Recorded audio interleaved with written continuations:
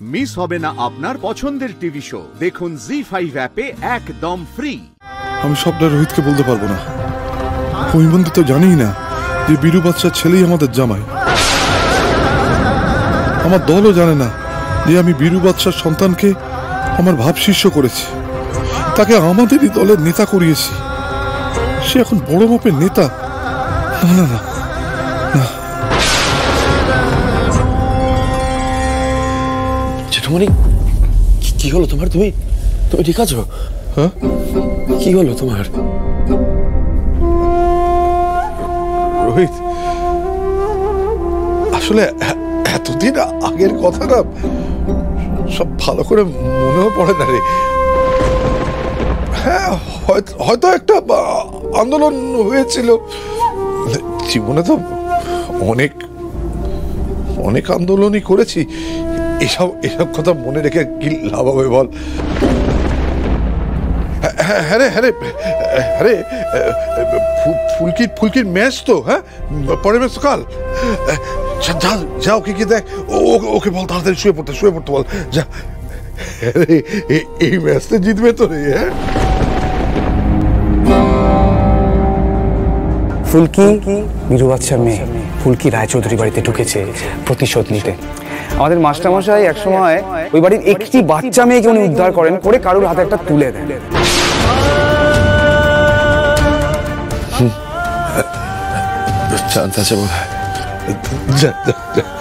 আসছি জেঠুমনি।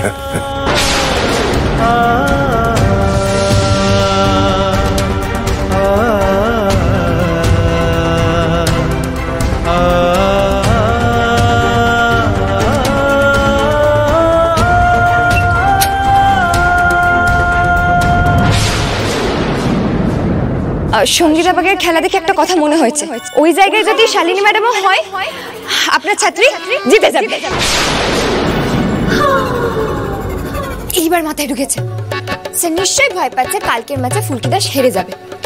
সরাসরি কিছু বলতে পারছে না, মনোবল ভেঙে যাবে বলে, তাই চুপচাপ আছে। আরে বাবা, কাল এত বড় একটা ম্যাচ, আর ফুলকি দাস কি করছে? ঘুগনি রান্না করছে, সবাইকে খাওয়াচ্ছে। জামাইবাবু কি ষড়যন্ত্র করছে সেই নিয়ে ভাবছে। চিংড়ি দিদিকে কেউ কিছু বলছে না কেন সেই নিয়ে রাগ করছে। সত্যিই তো একদম মনোসংযোগ নেই। আগের বারও এই একই ভুল করেছিলাম। স্যার বারবার করে বলেছিল ফুলকি দাস কোনো দিকে মন দিও না, কোনো দিকে না। আর ফুলকি দাস কি ভাবছিল? ব্যান্ড পার্টি বাজে বাড়ি কি করে ফিরবে। স্যার রেগে যাবে না তো কি করবে? আমার তো সঙ্গীতা বাগের ম্যাচ দেখে, প্র্যাকটিস দেখে শেখার কথা ছিল। সত্যি ফুলকি দাস, তোর কোনো উদ্যোগ নেই। আরে এইভাবে কি কেউ আর বড় বক্সার হতে পারে নাকি? না না, আমাকে খেলাগুলো দেখতেই হবে। ফোনটা আবার কোথায় রাখলাম? দিদি, তুমি এখানে কিছু বলবে? রান্নাঘরে ফেলে এসেছিলে। ও, আসলে তোমার যে এতটা বোধোদয় হয়েছে না, দেখে আর কিছু বলিনি। কাল যে তোমার ম্যাচ আছে, আর এটা যে তোমার মনে পড়েছে, এটা দেখে তো আমি মুগ্ধ হয়ে গেছিলাম। দিদি তুমিও ঠাট্টা করছো? আচ্ছা বেশ, ফুলকি দাস ম্যাচ শেষ না হওয়া পর্যন্ত কোনো দিকে মন দেবে না। এই দেখো দেখো, এই হলো সঙ্গীতা বাগ। আরে বাবা, কাল যার সঙ্গে আমার ম্যাচ, সে।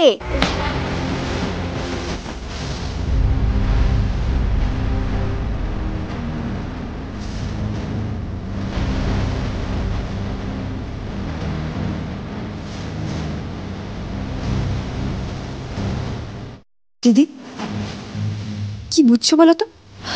সঙ্গীতা বাগের ডিফেন্সটা কেমন?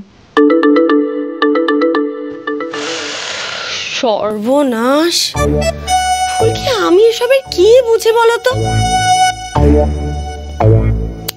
তুমি না বরং একটা কাজ করো, এইটা তোমার স্যারকে গিয়ে দেখাও। তোমার স্যারকে বোঝাও যে তুমি রাতেও কালকের ম্যাচের কথাই ভাবছো। তোমার স্যার খুব খুশি হবে, বুঝবে যে তোমার ঘুম টুম সব উড়ে গেছে। যাও যাও যাও। যাবো? হ্যাঁ যাবোই তো। স্যার তো এই জন্যই আমার সঙ্গে কথা বলছে না, ভাবছে আমি ট্রেনিং এ ফাঁকি দিচ্ছি, তাই না?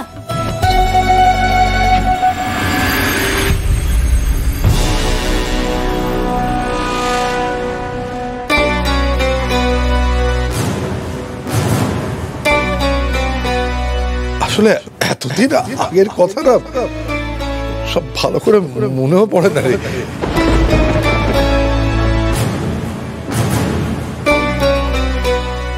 জেঠুমনিও তো এড়িয়ে গেল। রুদ্র এটাই বলেছিল, জেঠুমনি এড়িয়েই যাবে। আমি সত্যি কিচ্ছু বুঝতে পারছি না। ফুলকিকে ডেকে সরাসরি একবার জিজ্ঞেস করি। স্যার, স্যার, স্যার,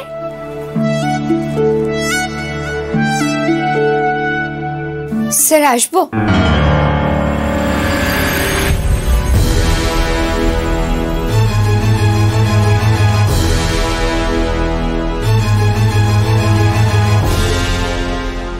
তুমি এখানে কি চাই? আমি বুঝতে পেরেছি আপনি আমার উপর রেগে কেন আছেন। আমি মন দিয়ে ট্রেনিং করছি না, আপনি সেটাই ভাবছেন তো? এই দেখুন, আমি সঙ্গীতা বাগের ওই ভিডিওটা বের করেছি।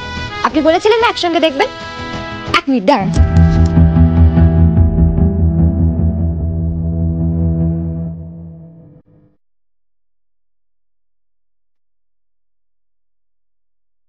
স্যার, আপনি এবার বলুন, একে আটকাবো কি করে?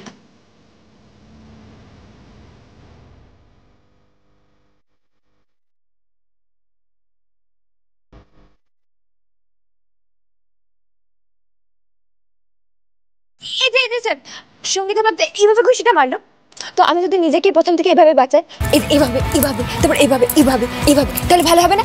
আপনি তো বলেছেন ওকে ক্লান্ত করে দিতে। এখন সরাসরি চার্জ করলে কালকের ম্যাচটা নষ্ট হবে। হাজার গোলমাল হোক, এই ম্যাচটা তো ছেড়ে দেওয়া যায় না। ম্যাচের পর আমি ফুলকিকে চেপে ধরবই। কি হলো স্যার? ফুলকি, যতটা সম্ভব তোমাকে শেখানো হয়েছে।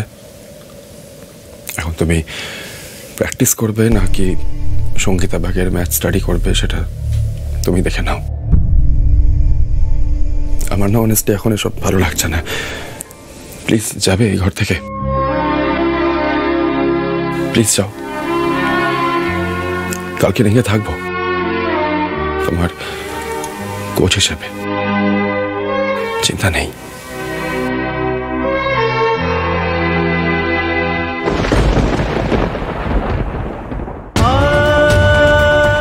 ফুলকি বিরু বাচ্চার মেয়ে ফুলকি রায়চৌধুরী বাড়িতে ঢুকেছে প্রতিশোধ নিতে।